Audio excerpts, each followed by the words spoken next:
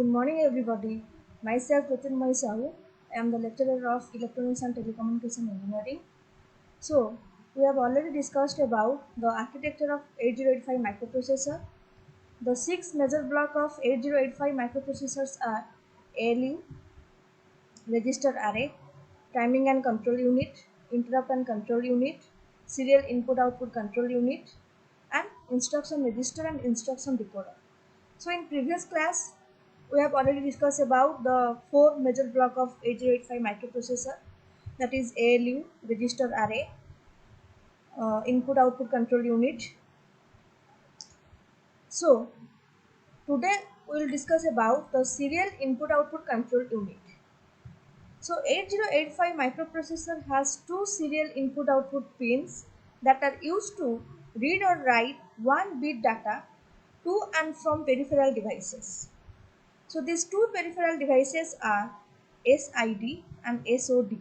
SID means serial input data line and SOD means serial output data line. So first we will discuss about SID. There is a 1-bit input line inside the 8085 CPU, that is pin number 5. 1-bit data can be externally read and stored using this SID line. The data that is read is stored in the A7th bit of the accumulator, and read instruction is used to read the SID line. The next pin or the next line is SOD, that is serial output data line. There is a 1-bit output port inside the 8085 CPU, that is pin number 4. To write the data into this port, SIM instruction is used. The data that is to be written in this port must be stored in the A7th bit of the accumulator. Bit A6 of the accumulator is known as SOE, that is serial output enable.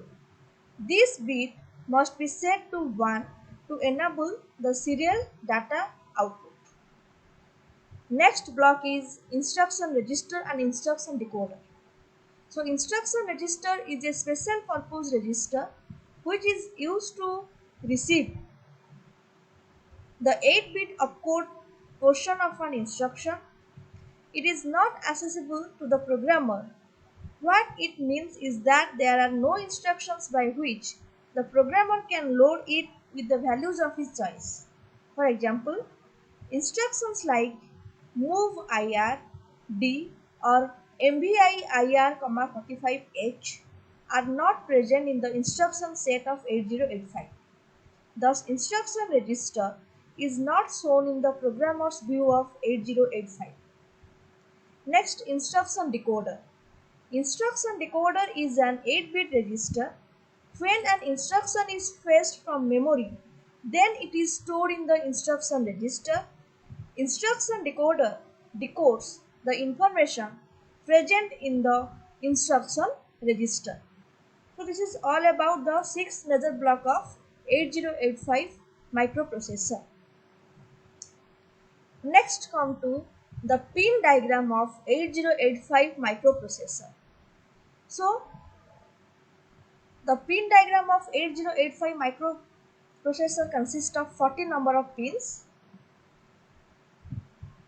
Pin number 1 is X1, pin number 2 is X2, pin number 3 is reset out, pin number 4 is SOD, pin number 5 is SID, pin number 6 is trap, pin number 7 is RST 7.5, pin number 8 is RST 6.5, pin number 9 is RST 5.5, pin number 10 is INTR, pin number 11 is INTA bar, then pin number 12 to pin number 19 is AD0, that is multiplex address and data line.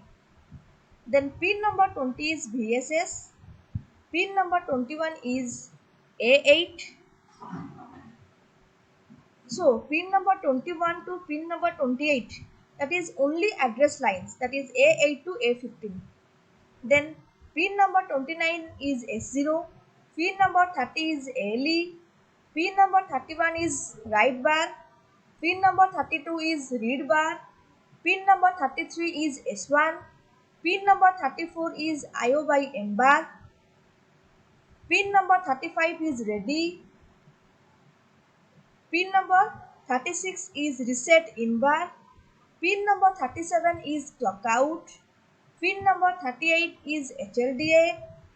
Pin number 39 is HOLD, that is hold, and pin number 40 is VCC. So these are the 40 pins of the 8085 microprocessor. So let us discuss one by one. So first, address bus and data bus. The address bus is a group of 16 lines, that is A0 to A15. The address bus is unidirectional, that is bits flow in one direction from the microprocessor unit to the peripheral devices and uses the high order address bus. Next is control and status signal. So ALE, IO by M bar, S0, S1, read bar, write bar, ready. These pins or these signals are known as the control and the status signal. So first, what is ALE? It is an address latch enable signal. It goes high during first T state of a machine cycle and enables the lower 8 bits of the address. If its value is 1, otherwise data bus is activated. Next, IO by M bar, that is input output device or memory bar. It is a status signal which determines whether the address is for input output or memory. When it is high, that is 1, the address on the address bus is for input output devices. When it is low, that is 0, the address on the address bus is for the memory. Next, the signal are S0 and S1. These are status signals. They distinguish the various types of operations such as halt, reading, instruction fetching or writing. Then read bar. It is a signal to control the read operation. When it is low, that is 0, the selected memory or input output device is read. Next signal is write bar. It is a signal to control the write operation. When it goes low, the data on the data bus is written into the selected memory or input output location. So it is an active low signal. Next signal is ready signal. It senses whether a peripheral is ready to transfer the data or not. If ready is high or 1, the peripheral is ready. If it is low or 0, the microprocessor waits till it goes high. It is useful for interfacing low speed devices. Next, the power supply and clock frequencies are there. So VCC stands for power supply. Your plus 5-volt power supply is given. VSS means the ground reference. The negative terminal of the VCC is connected this ground. Then X1 and X2 pins are used for clock. A crystal is connected at these two pins X1 and X2. The frequency is internally divided by 2. Therefore, to operate a system at 3 MHz, the crystal should have frequency of 6 MHz. Then the next signal is clock out. This signal can be used as the system clock for other devices. Next, interrupt signal. The 8085 has 5 interrupt signals that can be used to interrupt a program execution. So these 5 types of interrupt signals are INTR, RST 7.5, RST 6.5, RST 5.5 and TRAP. The microprocessor acknowledges the interrupt request by INTA bar signal. In addition to interrupts, there are 3 externally initiated signals, namely reset, hold and ready.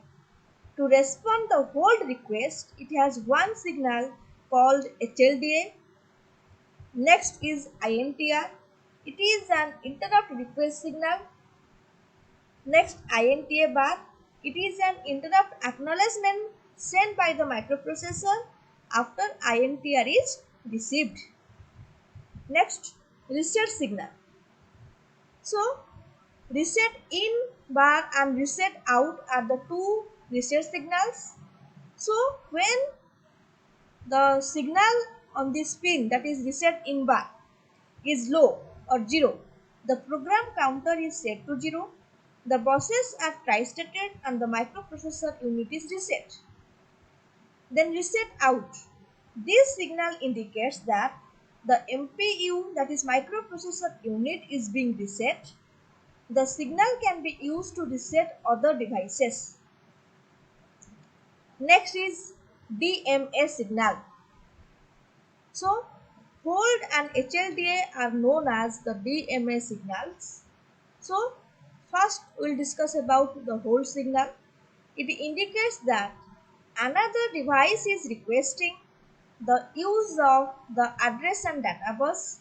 Having received the hold request, the microprocessor